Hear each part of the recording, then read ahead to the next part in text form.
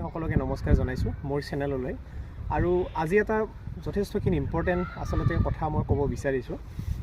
আমি যিহেতু সৰুৰ পৰা আমাৰ আজু ককাহঁতৰ দিনৰ পৰা আচলতে আমি দেখি আহিছোঁ যিহেতু খেতিৰ লগত সকলোৱে জড়িত অসমৰ কৃষকসকল আৰু এতিয়া সময় হৈছে আচলতে মানে ভুই ৰোৱাৰ সময়, ধান ৰোৱাৰ সময়। গতিকে সেয়েহে মই ভাবোঁ যে এতিয়াৰ সমস্যাবিলাক চৰকাৰে বা মানে প্ৰশাসনে দেখা নাপায়। কাৰণ কিয় আমি যিহেতু খেতিৰ লগত জড়িত হৈ আছোঁ, আমি অনুভৱ কৰোঁ বৰ্তমান একেবাৰে খৰাং, কোনো পানীৰ ব্যৱস্থা নাই। গতিকে অসম চৰকাৰক অনুৰোধ জনাম যে প্ৰতিজন কৃষকক খেতিখিনি কৰাৰ বাবে আমি পানীৰ যোগান যাতে ধৰাৰ ব্যৱস্থা কৰে। কাৰণ আমাৰ এই খেতি নহ'লে পৃথিৱীৰ কোনো জীয়াই থাকিব নোৱাৰে। কাৰণ যিহেতু খেতি অসমৰ ওপৰত নিৰ্ভৰশীল এক কৃষিজীৱী। গতিকে সেয়েহে মই অনুৰোধ কৰিম চৰকাৰক।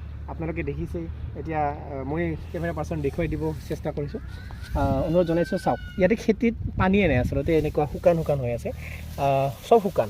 ইফালে আপুনি ইফালে দেখুৱাব পাৰে অলপমান, ইফালে চাওক চব শুকান হৈ আছে। গতিকে চব শুকান ফাটি গৈছে।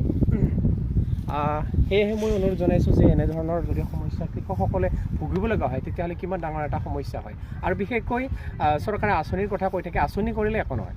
যেতিয়া আমি যিটো খেতিৰ লগতে জড়িত হৈ আছোঁ আৰু যথেষ্টখিনি আচলতে সুবিধা পাব লাগে, কিন্তু সেইখিনি সুবিধা আমাক চৰকাৰে দিব পৰা নাই। সেয়া হ'ল কৃষি লোনেই হওক বা আমাৰ কৃষকসকলে যিটো পেঞ্চন পায় সেয়া হওক বা পানীৰ যিখিনি ব্যৱস্থা, একো ধৰণৰ আমি সুবিধা এতিয়ালৈকে পোৱা নাই। আৰু সেয়েহে মই ভিডিঅ'টো ফেচবুকৰ মাধ্যমে বা ছ'চিয়েল মাধ্যমত মই মানে প্ৰকাশ কৰোঁ যাতে আমি এনেধৰণৰ সুবিধাখিনি আমি কৃষকসকলে মানে পোৱাৰ মানে সুবিধাখিনি কৰি দিয়ে। আৰু বিশেষকৈ মই এই ভিডিঅ'টো বনাই আছোঁ বাক্সা জিলাৰ পৰা। গতিকে মোৰ ভিডিঅ'খিনি চাই কেনেকুৱা লাগিল আপোনালোকে কমেণ্ট কৰি জনাব, কিমান দূৰ সত্য বা কিমান দূৰ সঁচা।